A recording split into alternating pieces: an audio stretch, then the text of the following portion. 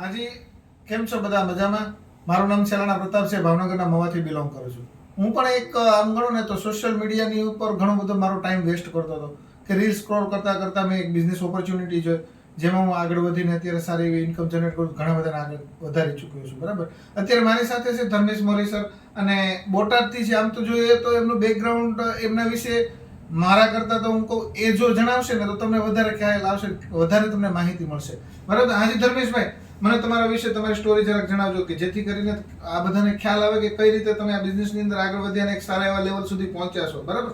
તો આજે સર જો મારા વિશે કહું તો મારું નામ છે ધર્મેશ મોરી, બોટાદથી રહેવાનું. પહેલા એક ડાયમંડ હીરામાં જોબ હતો 10-12 હજારમાં. પણ તમને ખબર છે 10-12 હજારમાં અત્યારે આપણા સપના વગેરે પૂરા નથી થતા, નથી ખર્ચા પાણી પૂરા થતા. બરોબર ને?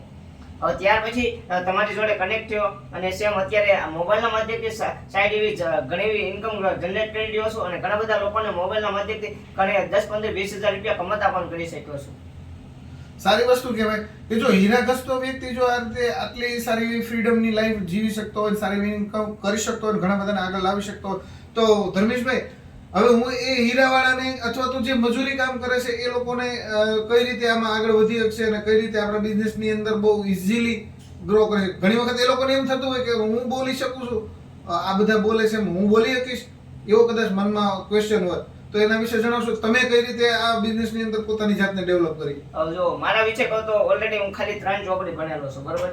જો છતાંય મેં મારું ડિસિઝન લીધું કે મારે ખુદને કંઈક કરવું હતું. બરોબર ને?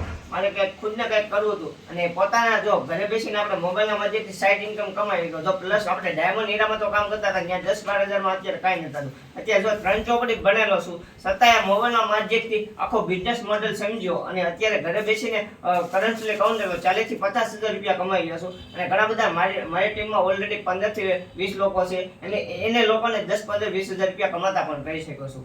સારી વસ્તુ કહેવાય. જો ખાલી ને ખાલી 3 ધોરણ ભણેલા વ્યક્તિ જો આટલી સારી એવી સ્કિલ ડેવલપ કરી ને આગળ વધી શકતા હોય તો શું તમે ના આગળ વધી શકો?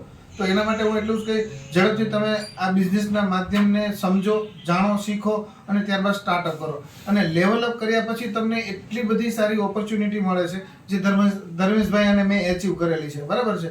તો અમે ઘણા બધા ગ્રેટફુલ છીએ આ બિઝનેસ મળ્યો અમને, અને તમને પણ અમે કહીએ છીએ કે જો આ વિડીયો સુધી તમે પહોંચ્યા છો તો બહુ સારી વસ્તુ કહેવાય કે ભગવાન ઓલું કહેવાય ને કે લક્ષ્મી ચાંદલો કરવા આવે ને ત્યારે મોઢું ના ધોવા જોઈએ. ઓપોર્ચ્યુનિટીને ગ્રેપ કરો અને આગળ વધો અને તમારી લાઈફને બહુ સારામાં સારી ગ્રેપ કરો, ધર્મેશભાઈની જેમ. સાચી વાત છે સર.